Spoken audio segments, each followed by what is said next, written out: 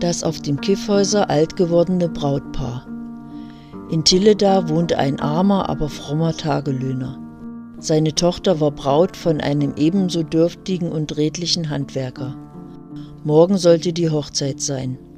Die Gäste waren geladen, aber niemand hatte daran gedacht, dass im ganzen Hause nur ein Topf, eine Schüssel und 2 Teller waren.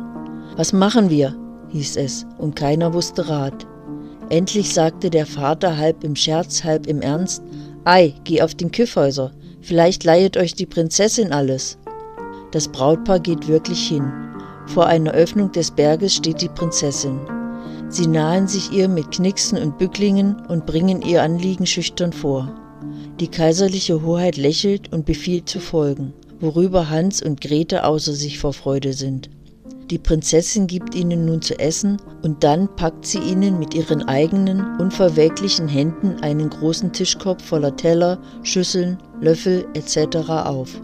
Die beiden Brautleute bedanken sich schönstens, versprechen, morgen alles unversehrt zurückzuliefern und auch etwas Reisbrei und Hochzeitskuchen mitzubringen. Wie eilten sie, nach Tilleda zu kommen, so schwer auch der zugedeckte Tischkorb war. Aber wie wurde ihnen, als sie ein ganz neues Tilleda vor sich sahen?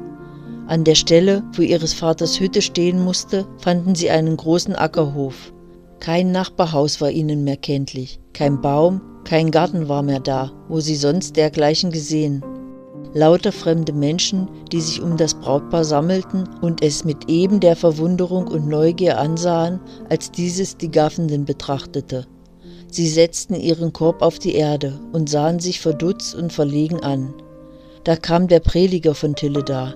Grete ging auf ihn zu, klagte, dass sie beide wie verraten und verkauft unter den Leuten wären, erzählte, dass sie gestern auf den Kyffhäuser gegangen wären und was ihr und ihrem Bräutigam seitdem geschehen sei.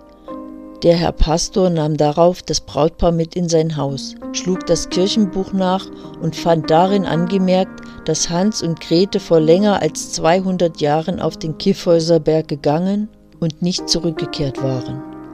Ob sie bei ihrer Rückkehr noch in der Frische der Jugend standen oder auch eisgrau geworden waren, sagt die Geschichte nicht.